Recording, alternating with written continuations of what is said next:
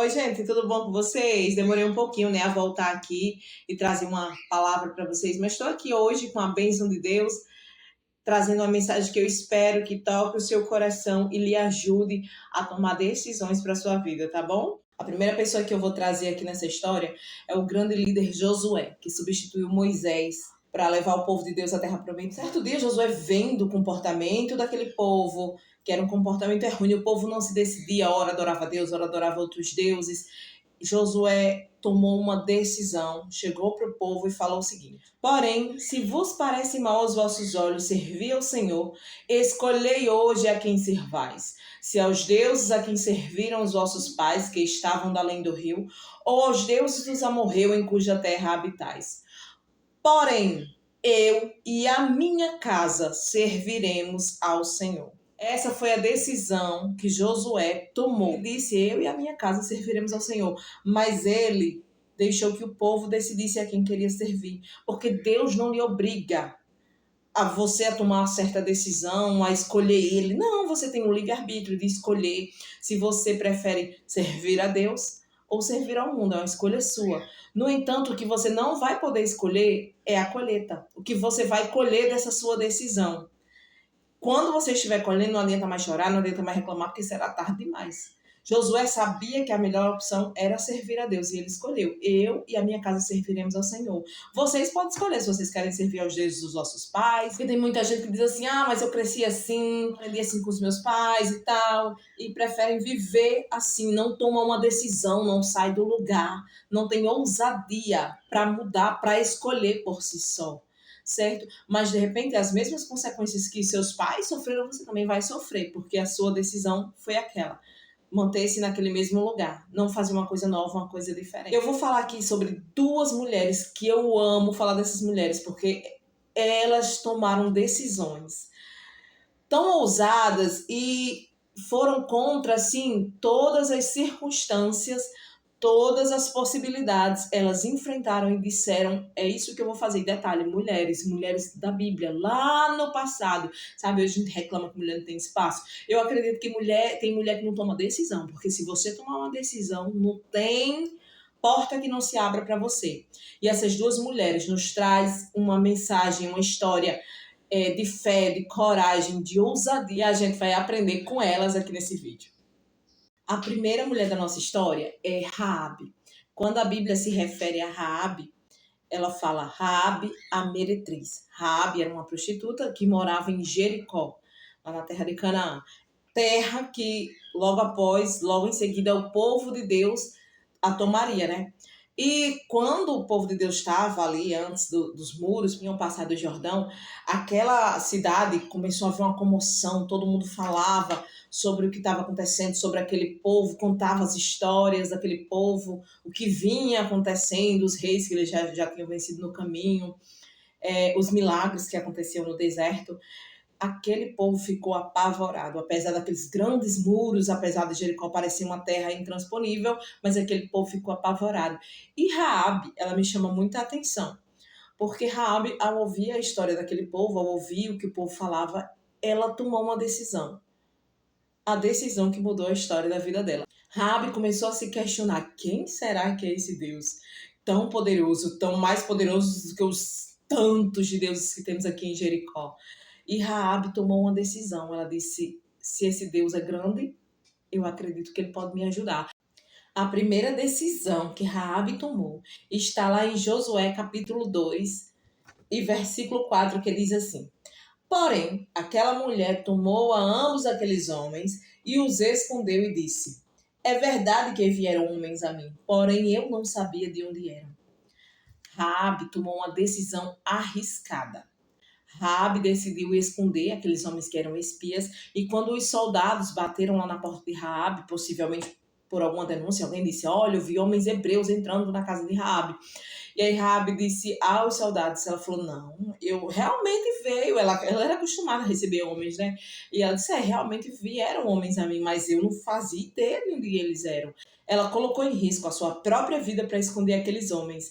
E a justificativa dessa atitude de Raabe está logo mais à frente, na parte B do versículo 11. Porque o Senhor vosso Deus é Deus em cima nos céus e embaixo na terra.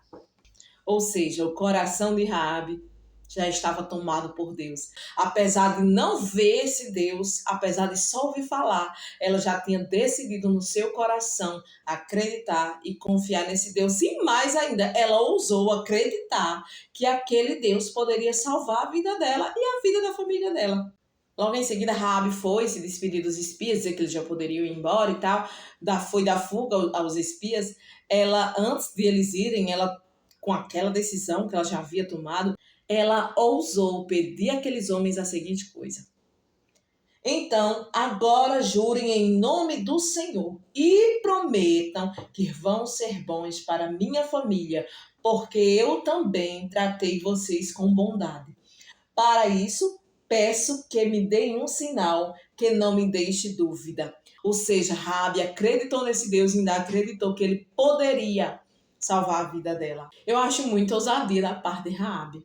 Atrevimento, eu ousaria dizer. A mulher achar que poderia ser salva por esse Deus tão maravilhoso e tão perfeito. Mas a verdade é que esse nosso Deus, ele nos salva através da fé.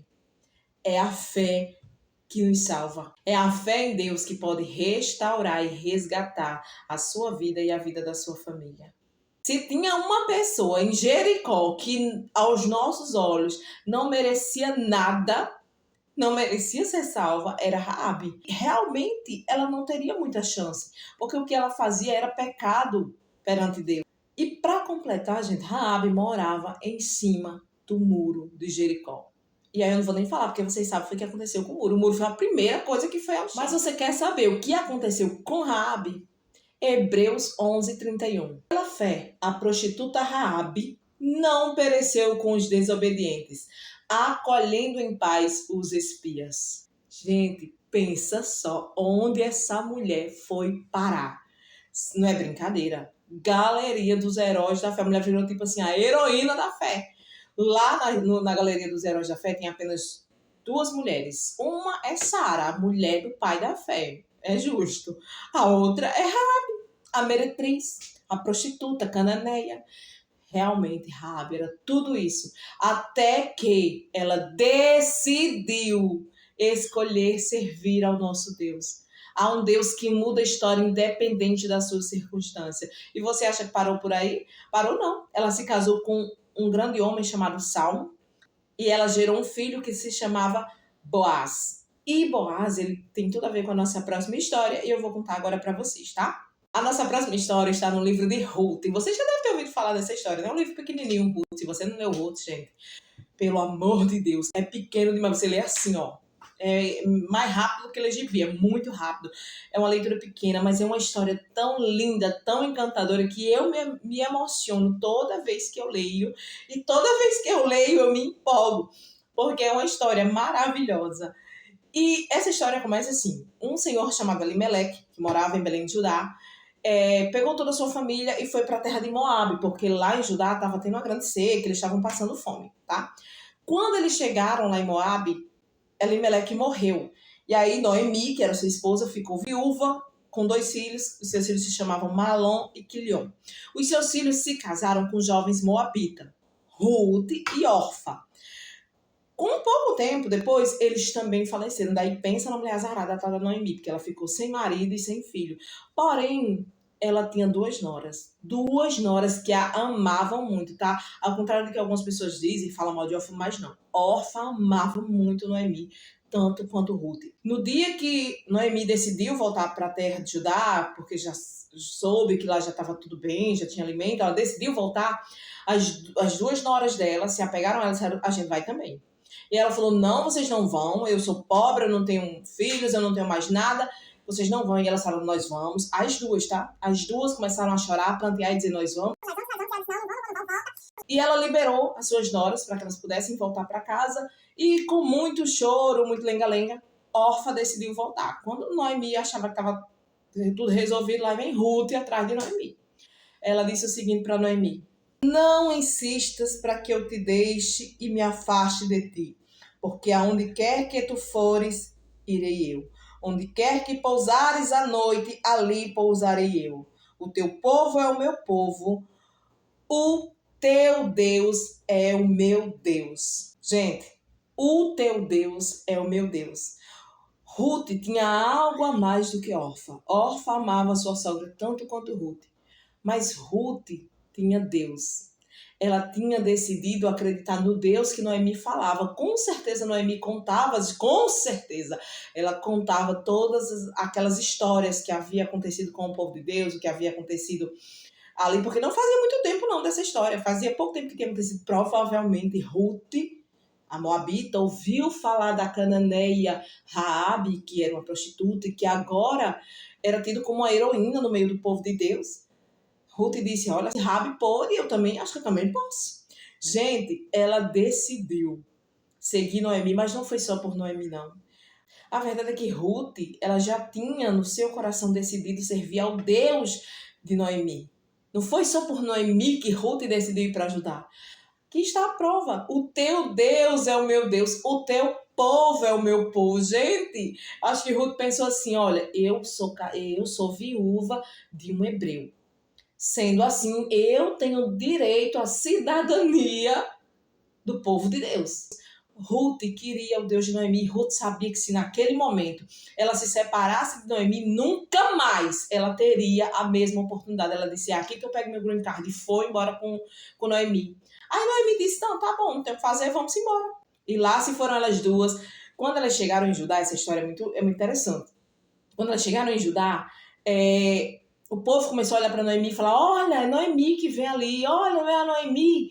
E o nome Noemi, se não me engano, significa doçura. E aí Noemi falou, olha, não me chamem de Noemi, me chamem de Mara, porque o Todo-Poderoso tem me amargurado. Gente, imagina o Ruth do lado dela, entrando em Judá e pensando, maravilha, eu tô em Judá, eu tô na terra do povo de Deus, eu estou no meio do povo de Deus, sabe? Eu não consigo imaginar Ruth cabisbaixa e triste entrando em Judá. Sabe, quando eu imagino essa história, eu imagino Ruth entrando em Judá, olhando para todos os lados, respirando aquele ar daquela terra, sabe? Feliz e alegre porque estava no meio do povo de Deus. E Ruth irradiava tanta alegria, que quando Boaz colocou os... Gente, essa história é tão encantadora. Quando Boaz colocou os pés na terrinha dele, gente, ele viu Ruth. Menino, Ruth, ó, acendeu os olhos do Boaz. E Boaz falou assim pro encarregado, quem é aquela moça? O encarregado falou, essa daí é Ruth, a Moabita que veio com Noemi. Ele, Gente, além da mulher ter chamado a atenção de Boaz, aí lá vem o encarregado, fala que é uma mulher esforçada, disposta, gente. Fala pra você, uma dica, seja assim, seja alegre, seja linda, seja esforçada para chamar a atenção de um homem decente, tá? Porque as coisas estão difíceis. E aí, gente, Boaz se interessou por Ruth, tem toda uma história depois disso que é linda. Eu recomendo que você leia, sério mesmo, pelo amor de Deus, leia o livro de Ruth. Leia, só leia o livro de Ruth. Se você não se encantar por essa história, é melhor que dorama, muito, muito, muito, muito. Aprenda a ler um livro da Bíblia, a ler as histórias da Bíblia pelas entrelinhas, tá? Não é inventando o que não existiu. Mas quando você lê a Bíblia, detalhe por detalhe, você vê, você consegue imaginar aquele cenário. E aí a leitura da Bíblia fica muito mais agradável, muito melhor. Sabe o que aconteceu depois de tudo isso? Eles se casaram. Ruth se casou com Boaz. Quem é Boaz mesmo? Lembra que eu falei de Boaz anteriormente? Boaz era o filho de Raabe. Ruth se casou com Boaz. Daí teve um filho, e esse filho se chamou Obed. Sabe quem é Obed? Obed é o pai de Jessé. Quem é Jessé? O pai de Davi. Rei Davi, o grande rei de Israel. Justamente, o grande rei de Israel. Ruth, a Moabita, pobre, foi a bisavó do rei Davi. E Raabe, também estrangeira, também digna, como nós poderíamos pensar, era a tataravó de Davi. E a história não parou por aí, não. Sabe mais onde essas mulheres foram parar? Livro de Mateus, capítulo 1. E Salmon gerou de Raabe, a Boaz, e Boaz gerou de Ruth, a Obed, e Obed gerou a Jessé, e Jessé gerou a Davi e tal. E quando você continua a história, mais 14 gerações para frente, mas já é pequeno, tá? Dá para você ler rapidinho. Vai estar escrito assim, ó, no versículo 16. E Jacó gerou a José, marido de Maria, da qual nasceu Jesus, que se chama o Cristo. Ou seja, Jesus está nessa mesma linhagem, tá? Tem lá, a gente fala de Raabe, Ruth, Jesus veio de lá. Mas é interessante que para mim nessa história só fala de 4 mulheres. Maria, mãe de Jesus, justo. Raabe, Ruth, e tem uma outra mulher que se chama Tamar. Eu não vou falar muito sobre ela. Mas Tamar foi uma viúva injustiçada. Tamar também não era do povo hebreu, tá? Tamar também era estrangeira. Ela foi trazida para casar com o filho mais velho de Judá. Quando ela se casou, a Bíblia diz que aquele homem fazia o que era mau aos olhos do Senhor e o Senhor o matou. Em seguida, ela se casa com o segundo filho, porque era para continuar a herdade do primeiro filho. E ele também fazia o que era mau aos olhos do Senhor e o Senhor também o tirou. E daí ela deveria casar com o terceiro filho, mas daí a mulher, 2 filhos já virou a viúva negra, né? Isso a mulher não tinha tido nenhum filho ainda. E ela deveria se casar com o mais novo. Porém, Judá acabou enrolando ela e tal. E aí aquela mulher tomou uma decisão muito ousada. Eu recomendo que você leia. Essa história está lá em Gênesis, capítulo 38. Também é uma história pequena, mas que vale muito a pena você ler para você entender do que eu estou falando. E ela tomou aquela decisão ousada, gente, que salvou a vida dela e restituiu a honra dela. O que me chama a atenção é que essas 3 mulheres, Tamar, Raabe e Ruth, ambas estrangeiras, por causa de uma atitude, de uma decisão, mudaram a história da vida delas. Raabe colocou lá na sua janela o fio de escarlate para lembrar da promessa que foi feita a ela. Aquele fio de escarlate simboliza hoje o sangue do Cordeiro. Traga para sua casa o sangue do Cordeiro, a lembrança da promessa de salvação do nosso Deus. Salve a sua vida, a vida da sua família, a sua casa. Você vai me falar que, mas salvação individual, não posso salvar ninguém. Lá no livro de Atos, capítulo 16, verso 30 diz assim: e tirando-os para fora disse, Senhores, que é necessário que eu faça para me salvar? E eles disseram, crê no Senhor Jesus e serás salvo, tu e a tua casa. Essa história é sobre Paulo e Silas. Lembra de Paulo e Silas na prisão? E eles cantaram e as cadeias se abriram e tudo aquilo aconteceu. E o carcereiro, apavorado, querendo tirar a própria vida, falou isso para Paulo e Silas. E a resposta de Paulo e Silas foi, crê no Senhor Jesus e serás salvo. Mas ele acrescentou, tu e a tua casa. Salvação individual. Mas quando você toma uma decisão de trazer Deus, trazer Cristo para dentro da sua casa, você traz para dentro da sua casa a bênção da salvação para você e para os seus. Escolha hoje, em nome de Jesus, trazer Cristo para dentro da sua casa. Escolha hoje tomar novas decisões, mudança mesmo. E eu sei que mudar é difícil, mudar dói, mas para as pessoas verem o que é que essa decisão muda na sua vida. E quando você mudar, a vida dos seus também será mudada. A salvação também chegará para os seus. Em nome de Jesus, receba essa palavra, decida mudar, decida crer no Senhor, que pode salvar você e a sua casa. Fique na paz de Deus e até a próxima.